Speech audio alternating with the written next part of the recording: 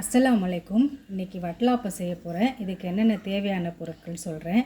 ஒரு பெரிய தேங்காய் 1, 6 முட்டை, பெரும் சீரகம் கையளவு போடுங்க, தேவையான அளவு சர்க்கரை, 100 முந்திரி, 50 கசகசா, ரெண்டுத்தையும் ஊற வச்சுக்கணும். ஒரு அரை மணி நேரத்தில் முன்னாடியே ஊற வச்சுக்கணும். இப்போ இந்த பெருஞ்சீரகம் இதில் போட்டுருங்க. இந்த முந்திரியும் கசகசா ஊற வச்சுருக்கோம், இதையும் போட்டுருங்க.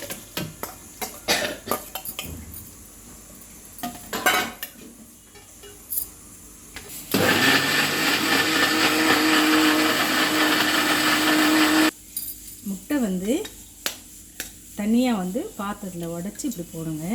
ஏன்னா ஏதாவது முட்டை வீணாக இருந்துச்சுன்னா எல்லாமே வேஸ்ட் ஆயிரும். இப்படி ஒன்று ஒன்றா போட்டு இதில் போடுங்க.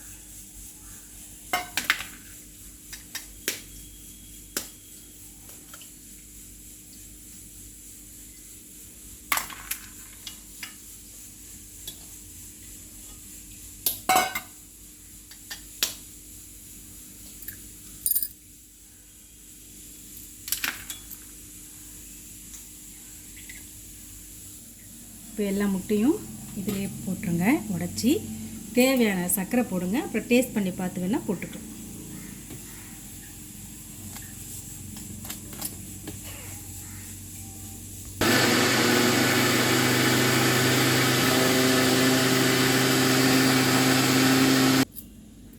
இப்போ இதெல்லாம் போட்டு மிக்சியில் அடித்தோம் இல்லையா, இது கொஞ்சம் அப்படியே வடிகட்டிக்கணும்.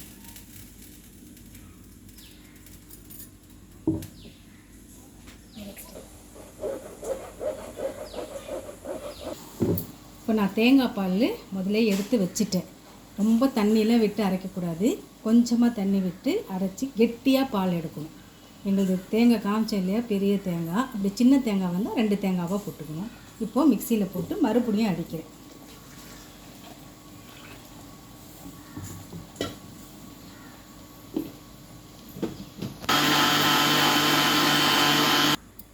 இப்போ இது போட்டுலாம் மிக்சியில் அடித்தோம் இல்லையா, இது மறுபடியும் வடிகட்டிக்கோங்க.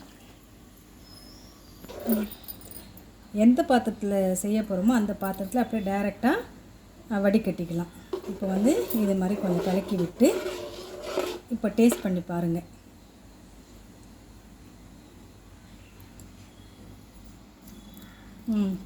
சுகர் சரியாக இருக்குது. இப்படி உங்களுக்கு டேஸ்ட் பண்ணி கம்மியாக இருந்துச்சுன்னா கொஞ்சம் கலந்து விட்டிங்கன்னா அப்படியே இதிலே கரைஞ்சிரும். இப்போ இது மாதிரி குக்கரில் கீழே ஒரு தட்டு போட்டு இதை எடுத்து அப்படியே வச்சிட வேண்டியது. இப்போ கவுச்சி வாசனை இருக்கிற மாதிரி இருந்துச்சுன்னு சொன்னிங்கன்னா கொஞ்சோண்டு ஏலக்காய் பவுடரும் போட்டு இதிலே கலக்கி விட்டுருங்க.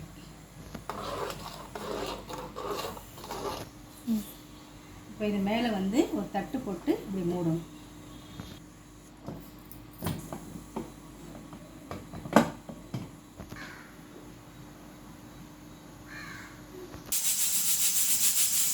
மூணு விசில் வந்த பிறகு ஆஃப் பண்ணி அதிலே விட்டுருங்க. விசில் ஆவி அடங்கினோடனே திறந்து காமிக்கிறோம்.